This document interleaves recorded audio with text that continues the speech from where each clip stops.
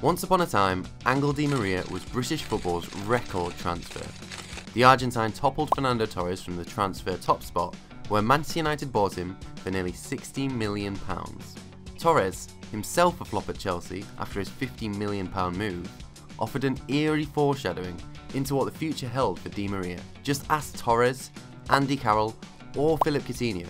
Breathtaking price tags are so often followed by unrealistic expectations, broken dreams and a world of disappointment. But how did Di Maria, a player once hailed as just as important to Real Madrid as Cristiano Ronaldo, find his dream move to Old Trafford descend into his own personal hell? Cast your mind back to 2014. Real Madrid had just won La Decima, the historic 10th win in European Cup and Champions League history.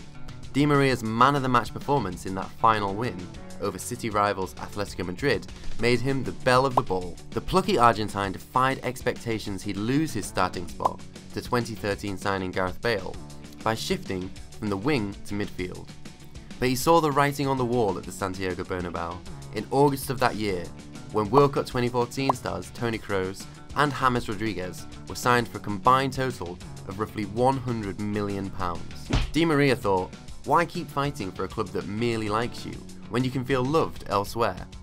He rejected contract talks in Madrid, and Manchester United saw an opportunity to bag themselves an unsettled star player. When he left, it was on positive terms, and he said, "The truth is that I have a great relationship with Cristiano Ronaldo, and I stayed at Madrid last season thanks to him. I left Madrid in the best possible way, by winning La Decima. I am grateful to Manchester United for meeting Madrid's demands, but I don't feel any extra pressure because I'm the most expensive player in the Premier League." Back then, United were flush with money, but not with quality.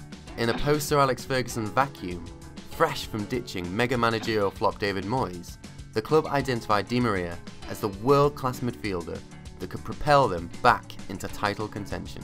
Louis van Gaal was the second manager charged with steering United in this scary, Fergie-less world, and Di Maria was his marquee signing in that first summer. At the beginning, all seemed rosy between him and a player who, at the time, was the 6th most expensive signing in the history of the sport. The then 26-year-old scored 3 goals and bagged 3 assists in his first 5 games, all of which came when he played on the left flank, but his form quickly deteriorated, and Angel was in for a rude awakening. He never played more than a couple of matches in the same position in his one and only season at Van Gaal's United.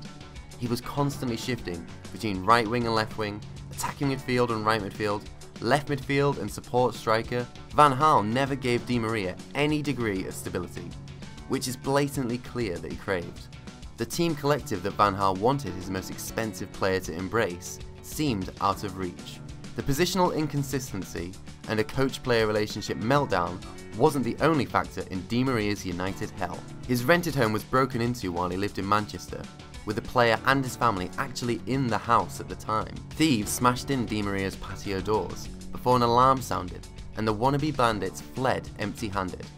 Nothing was stolen, but the Argentine and his young family were left shaken by the experience.